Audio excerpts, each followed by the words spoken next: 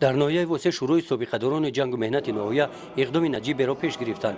با جلب شخصان روزگار دیده نمایندگان تشکیلات‌های جمعیتی گروه کاری تشکیل نموده در جماعت‌های دهات با سابقه‌داران مهنت جوانان و نورسان واخوری‌ها دایر می‌نمایند.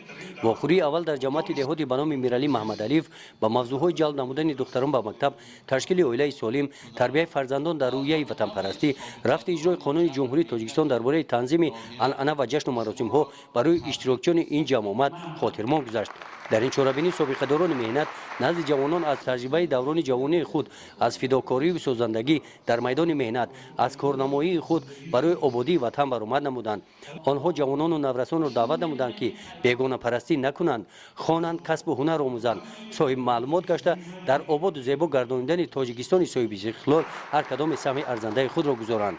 ناحیه واسه یک گوشه بود که هم توغیزار هم باطلاقزار هم شورزمین امروز با شرافت من استقلالات دولتی و راهبری سرور دولت همان جناب عالی پیشوای ملت محترم امام علی رحمان همین ناحیه روز به روز گل گل شکفته شده است.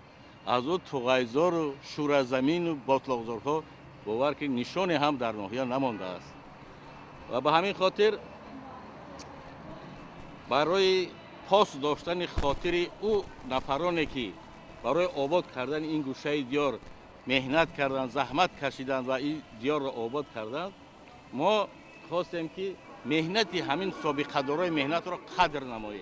با دستگیری مقامات اجرایی حکومت دولتی ناحیه، شورای سابقه‌داران جنگ و مهنت برای مصلحت و دستگیری و سهم گذاشتن در سمت کارهای آبادانی و سازندگی سابقه‌داران مهنت را با توفیق خاطرروی قدردانی نمودند. چنین واخوری‌ها در دیگر جماعت‌های دهات گذرانیده می‌شوند. گزارش خواجه نظریف خدای نظر ظهور از ناحیه واسه برای برنامه اطلاعاتی نوید.